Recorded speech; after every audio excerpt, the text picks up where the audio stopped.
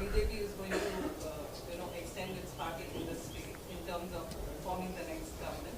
And secondly, KTR has challenged BJP, KCR has challenged BJP to overthrow its government, and he is ready to overthrow yours in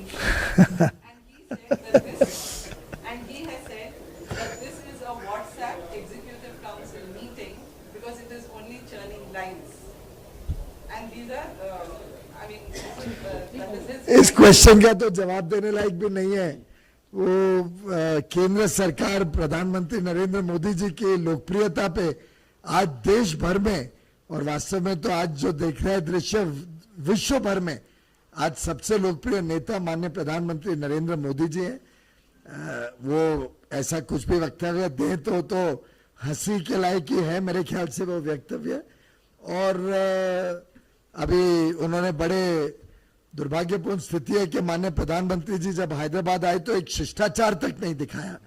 लेकिन ठीक है, वो तो जिस प्रकार का कल्चर होता है हर एक व्यक्ति का, जिस प्रकार की भाषा इस्तेमाल होती है उससे पता चल जाता है कि किस प्रकार के नेता को दुर्भाग्यपूर्ण स्थिति है कि यहाँ पे मौका मिला और उन्होंने मौका गवा दिया। अब मुझे लगता है ऐसे जो स्टेटमेंट है तो आदमी जब डर जाता है, ये डर का प्रतीक है इस प्रकार के स्टेटमेंट, और वो डर झलक है इस स्टेटमेंट के अंदर। एबीपी तेलुगु से प्लीज रत्ना जी रुक जाइए। स्ट्रैटेजी तो जनता तय कर रही है।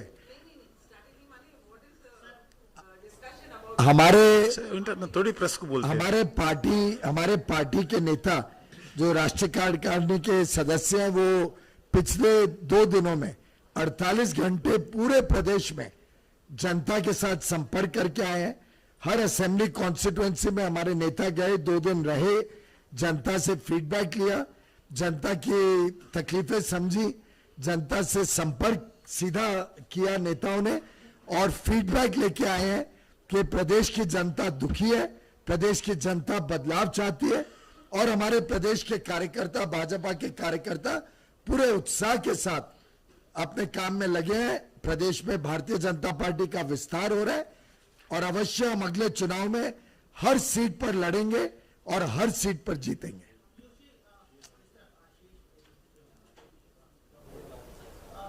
चीफ मिनिस्टर ने कहा है प्रधानमंत्री जो है डेमोक्रेसी के खिलाफ काम कर रहे हैं, फेडरलिज्म के खिलाफ वो काम कर रहे हैं और थ्रेट है देश के लिए। कल वो एक मीटिंग को एड्रेस कर रहे थे और वहां पर उन्होंने काफी क्रिटिसाइज किया, प्रधानमंत्री को तानाशाह तक बोला है। मैंने वही कहा ना, जिस प्रकार के शब्द इस्तेमाल करते हैं वो दिखाता है कि वो पूरी तरीके से डर गए हैं। उनको ध्यान आ गया है कि मोदी जी की जो पॉपुलैरिटी है, जो उनकी लोकप्रियता है, वो उसके सामने खड़े नहीं रह पाएंगे। आपको याद होगा 2019 में भी उन्होंने चुनाव को एडवांस किया था। वो डरते थे कि 19 के लोकसभा के साथ जो शेड्यूल के साथ अगर चुनाव होगा तो वो हार जाएंगे। उनको ये नहीं ध्यान आया कि उसके बावजूद 2019 में उनके सांसद इतने घट गए, भाजपा के 4 आए, कांग्रेस के जीत के आए, सभी पार्टीज के आए। पर अब जो परिस्थितियां डेवलप हुई है उसमें भारतीय जनता पार्टी तेज गति से आगे जा रहा है। उनके इन शब्दों से तो मुझे लगता है कोई फर्क नहीं पड़ता है। आज भारत की लोकतांत्रिक जो परिस्थिति है उसके बारे में पूरे विश्व में तारीफ है। Bharat is the mother of all democracies. आज भारत में किसी को हमें लोकतंत्र सिखाना नहीं पड़ता है, हमारी विरासत है, हमारी धरोहर है। हमारे देश में युगों युगों से लोकतांत्रिक परंपराएं चल रही हैं। पायल Mehta. Mr. KTR essentially saying that Modi ji should not do Mann Ki Baat, he should do Jan Ki Baat, and he should answer and tell the people of the country why the price of rupee is constantly falling. जन की बात तो वास्तव में जनता बार बार दिखा रही है। अभी मैंने हुजूमाबाद का भी जिक्र किया, हैदराबाद का भी आपने देखा था क्या हालत हो गई थी कि उनको, जो व्यक्ति घर से बाहर नहीं निकलते उनको कम से कम जनता ने चुनाव में देखा पहली बार, इस डर के मारे कि उनको लग रहा था कि पूरे रास्ता उनके पांव के नीचे निकलते जा रहा है। जहां रही बात रुपए की, पायल जी, मैं आपको और आप सभी मीडिया के बंधुओं को बताऊं, आज भारत का रुपया बाकी देशों के निस्बत ज्यादा स्ट्रांग है। पूरे विश्व में आज जो चुनौती भरी स्थिति है कोविड के बाद ये युद्ध के अंतर्गत जो सैंक्शंस लगे हैं, ऐसी परिस्थिति में महंगाई एकदम चरम सीमा पे है। महंगाई के साथ साथ विश्व भर में सभी करेंसीज डिप्रिशिएट हुई है। भारत की रिलेटिव डिप्रिसिएशन बहुत कम है और इस बात की पुष्टिकरण सभी देशों ने किया है। भारत एक ओएसिस ऑफ स्टेबिलिटी है आज विश्व की अर्थव्यवस्थाओं में, जबकि यूनाइटेड स्टेट्स ऑफ अमेरिका में जो ब्याज के दर हैं वो जिस प्रकार से बढ़ रहे हैं, वो जहां 0.5% ब्याज होता था वहां अब बात हो रही है 1.75 यानी 3.5 गुना ब्याज बढ़ने वाला है। जो महंगाई वहां 1-1.5% होती थी वो 8% से ज्यादा है और ये पूरे विश्व के विकसित देशों की हालत है।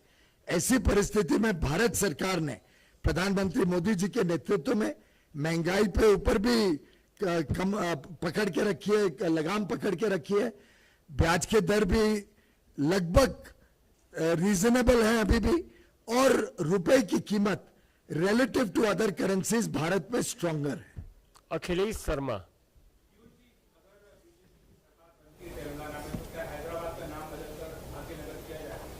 जो योजनाएं करनी हो तो चुनाव के बाद एक बार सरकार बन जाए तो हमारे मुख्यमंत्री और पूरा कैबिनेट तय करेगा।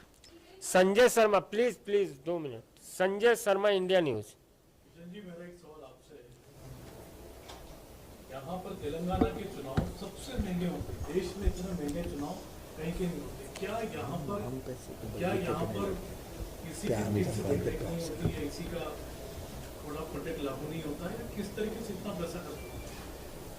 कुछ दिन से पहला स्थिति नहीं थे मगर आज कुछ दिन से ऐसा स्थिति है। मगर हम आप लोगों को बताना चाहता हूं, मैं अभी भी बताए, हुजूराबाद में देखे, हैदराबाद में देखे, कितने पैसे खर्च करने के बाद भी तेलंगाना का जनता जिसको चुनना है इसको वोट डाले हैं। इसलिए वो केस स्टडी है आप लोगों के लिए। इतने पैसे टीआरएस खर्च करने के बाद कैसा भारतीय जनता पार्टी जीता, कितने पैसे खर्च करने के बाद म्युनिसिपल कॉर्पोरेशन में 50 सीट बीजेपी निकल के लाए। ये केस स्टडी है, आप लोगों से मैं अनुरोध करता हूं ये केस स्टडी में जाना चाहिए, जनता से पूछना चाहिए।